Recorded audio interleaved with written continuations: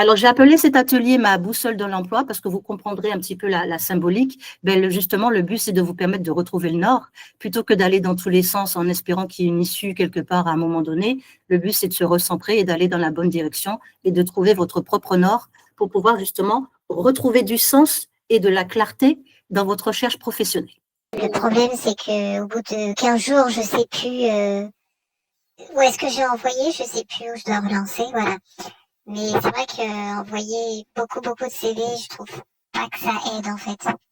On est bien d'accord. Et c'est exactement le thème de cet atelier parce que je suis d'accord. Les gens ont l'impression qu'en envoyant plein de choses, ils auront plus de retours.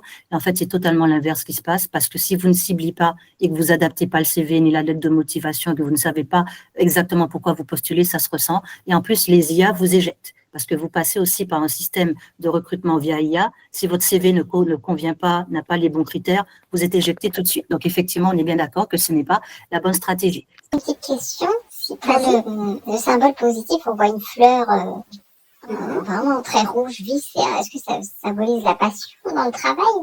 Alors, ça dépend. Ça peut être beaucoup de choses. Pour moi, c'est surtout l'aspect créativité, expression, communication. Pouvoir vraiment être soi-même, oser dire les choses, ça peut être une forme de passion aussi, hein, pouvoir simplement oser être soi, dire ce que l'on pense, exprimer ce que l'on souhaite, proposer les choses que l'on souhaite et que personne ne nous bloque à ce sujet. Voilà, qu'on nous laisse vraiment être dans ce qu'on est et dans la volonté de ce qu'on a envie de dire et de partager, qu'on n'ait pas de frein autour.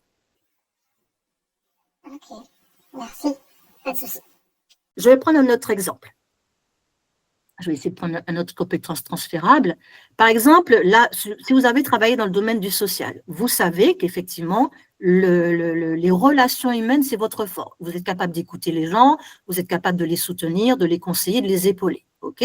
Donc là, vous vous dites, ben oui, ben, à part dans le domaine du social, je ne sais pas trop. Ben, c'est ce type de compétences-là qui peuvent être hyper utiles dans le domaine de l'animation, dans le domaine de l'enfance. Vous voyez ce que je veux dire?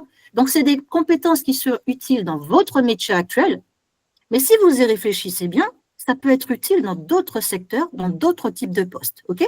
Donc là aussi, vous prendrez le temps de bien détailler tout ça et de vous dire, ah oui, effectivement, si ça, j'ai ça, mais je peux l'utiliser autrement. OK? Donc on appelle ça les compétences transférables transversales.